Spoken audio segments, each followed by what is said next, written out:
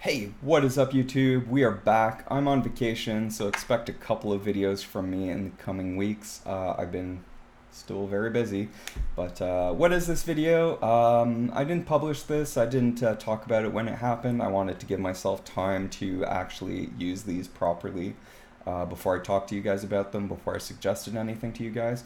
But about a month ago, my daily headphones, which were the Marley Voyage BT Bluetooth, just stopped working. I was out. For those that don't remember, my main complaint with them was you didn't have any voice feedback of your battery's low, they're connected, whatever. You just got a beep for they're connected.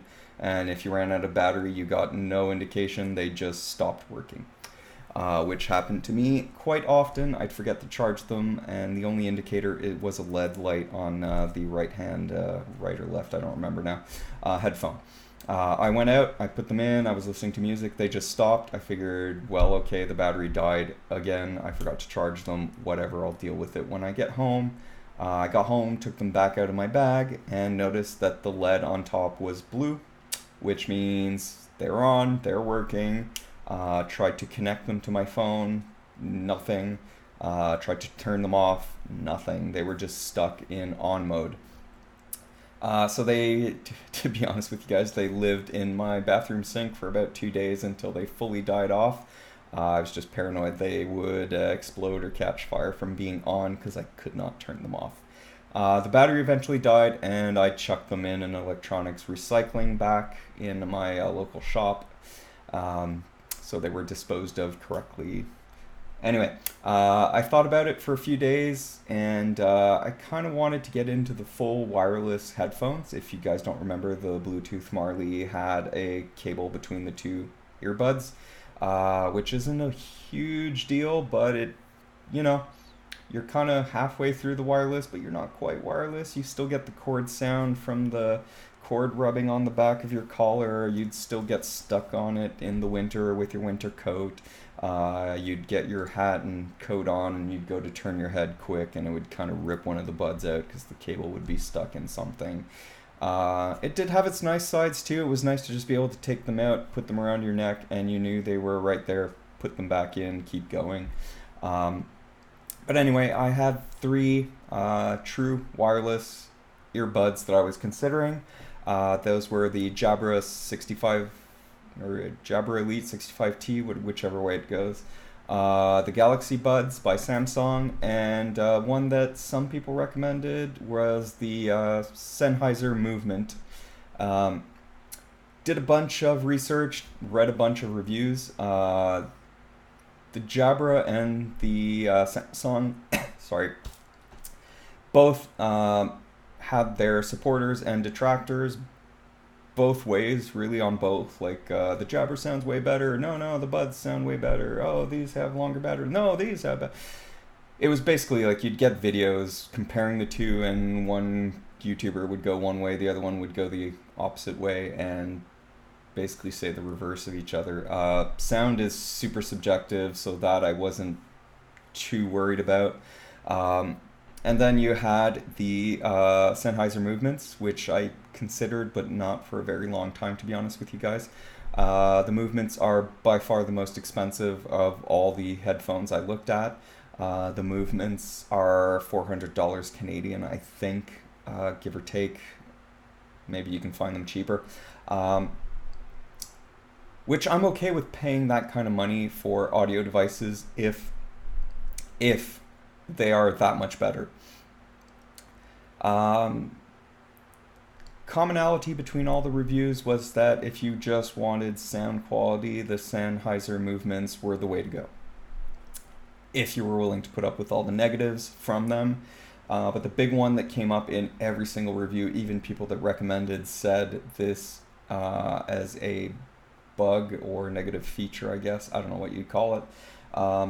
Basically, if you're not aware, all the wireless buds usually come with a case. The case is basically a battery pack that will also, when you put your headphones in, they get charged by the pack.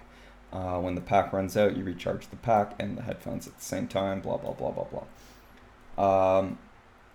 But normally, and this is the case, and yeah, okay, I ended up going with the Jabra. Um, Normally what you do is you pop this open, put the headphones in, it will turn them off, and will recharge them.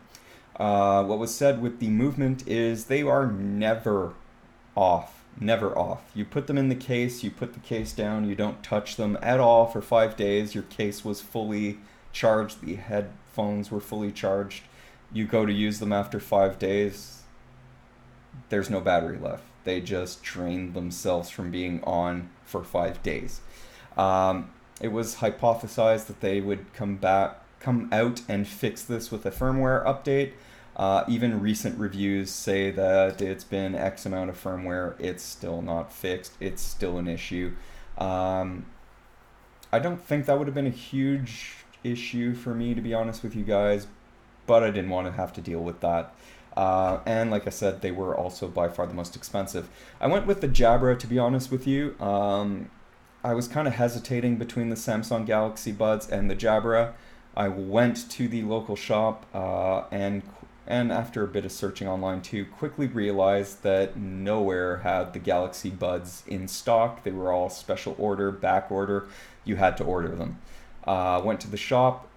They were supposed to have both. She told me they had sold the last pair of Galaxy Buds like the night before I went, but they still had the Jabra in stock, so I said, screw it, let's go with the Jabra. You have them, and I need headphones. No complaints. Let's just go over these. So, battery life. The Buds themselves, which I'm wearing, by the way, if you hadn't noticed. The Buds themselves, fully charged, are supposed to last a good 5 hours on their own, and the case is supposed to give you an extra 10 hours. So if everything is fully charged and you use them for a few hours, take them off, put them in, come back later, fully charged, altogether you should get about 15 hours worth of listening. I haven't timed it, but that's pretty much been my experience. How do I use these? Mostly how I use them is about 20 to half an hour in the morning and 20 to half an hour in the evening to and from work. I will also use these if I'm going out for a walk or a jog. I use these if I'm walking through the shop. I will use these whilst I'm working out. I use these when I'm doing chores, renovations around the house. I use these a lot. I use headphones a lot. I do not like being outside without headphones in my ear. I don't want to hear the general population. I just want to hear my music or my podcasts. The only time I will be out of the house without headphones in is if I'm with a friend. That's about it, to be honest with you. So I do use these quite a lot, and my experience has been I have to recharge everything every week and a couple of days, week and a half tops, which isn't bad because the Marley Bluetooth I was recharging every third day maximum.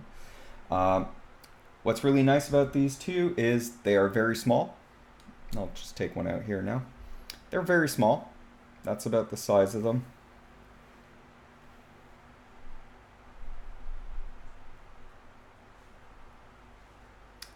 There you go. So one side's got one big button, and they are physical buttons. The other side has a rocker for volume up, volume down, and other features. So let me take the other one out too. See, I don't know if this comes up.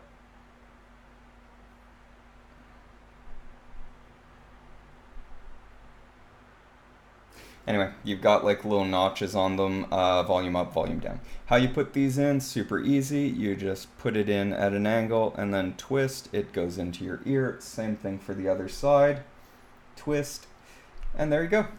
That's it. Physical button, like I said, on one side, which is your power button. Hold, press for calls, press for whatever, press for start, stop your music, stuff like that. The other side is, and it might seem a little reversed to some people, but towards the front of your face is the volume down, towards the back is the volume up. If you hold either or for a second, you'll get a beep and it'll previous or next track, depending on which side you're pressing. And there's a couple of other features, but I haven't really, those are the main important ones to me. The power button, you can also double tap. And see, right now I've turned off the ambient, which I will talk about in a minute, which means now I can hardly hear myself talk. It's a bit weird, so double tap. Double tap. And this double tap, I think by default, or you can configure it. I don't remember. I think it's default because I don't remember messing with any of the controls. It'll turn on, I forget what they call it. Basically, they're using the 4 microphones, 2 on each earbud, to record sound. And it sounds very natural, but it's basically just letting it through the microphone, through your earpiece directly, and you can hear what's going on around you. It's kind of muffled, but you can, let's say you're jogging and you want to be able to hear traffic, cars, stuff like that. This will definitely do it. If you're playing music, you can still hear that someone's going to talk if you have the feature on, I mean. You might not hear every word, but you know, it lets you at least know that someone's trying to talk to you. With it off, it's not a perfect seal, but it is very good for headphones. On the bus, on the train, you'll still get that kind of swishy, staticky sound from moving vehicle. Every in-ear isolating thing does it as far as I've tested and seen. The only time I've had it where you couldn't hear that is active noise canceling, which is kind of rare. Really only Sony does it, and I kind of boycott Sony, but that's a discussion for another day. So yeah, it doesn't bother me, but just know that it's not 100% isolated. They fit well. They're very comfortable. I've worn them for hours and hours and hours. No complaints, no like, ow, my ear hurts. They feel great. For those that are wondering, no, they don't fall out. They don't fall out. They didn't even move. So if you want something to go jogging, I think this would do it. I've gone once or twice and I had no issues. Walking, no issues. They work. They work really well. Now, the case, negative review, people have said the case is really hard to open. There's a little notch on the front. Just put your thumb on it, press and press up. It's really not that hard to figure out. I've not had any issues opening the case. The other negative, and would this have been nice, I guess, but it's not a big deal to me, is some of them will have magnets in so that when you put the earbuds in, like so, they will stay there. This is not the case. They're just kind of sitting there. So don't open the case and go like that. They will fall out. I've not dropped these. It's never been an issue. I've not lost these. I just, like I say, I open the case, I take it out, put it in. By the time you get it in your ear, you get that little noise and the voice going connected. That means they are connected to my phone. Put in the other one. Press to resume my music. And my phone didn't wake up. But there you go, music playing. No issues. Like I say, I've had these for a month now. It's happened twice. I've had 2 small issues with these, which was super easy to fix. Once they just stopped working in my ears. Take out the case, open it, take the earbuds out, put them in for a second, take them out, put them back in, no issues. This morning when I went to leave, I took them out of the case, put them in, didn't get the voice telling me they were connected. Took them out, put them back in the case, put them in my ear again, connected, away we went, no issues since then. Like I say, I've had these for a month. Yes, I've had that issue twice. But considering the amount of times I use these, that's really not that bad. And it's a really easy fix. And like I say, you just pop it in and away you go. We talked about the battery life. We talked about the case. The other negatives that people were saying about these was that they weren't loud enough. I used the Bluetooth Marley with my phone on about half, which is about a little bit less than half actually. Didn't change the volume, put these in, plenty loud enough. If I need to drown out people on the bus, volume up once, it's loud enough to drown anything out, and any louder I think would actually hurt my ears. Uh, so they are loud enough. I don't get why people are saying they're not. They are plenty loud to me. Sound quality is another one that people said they just sound flat and boring, and flat is the one I think I saw come up often. To me, that's a positive. If you've been following the channel, you know I like my headphones very neutral. I like to hear what the sound engineer wants you to hear, not what a headphone manufacturer decided to jack up on their EQ.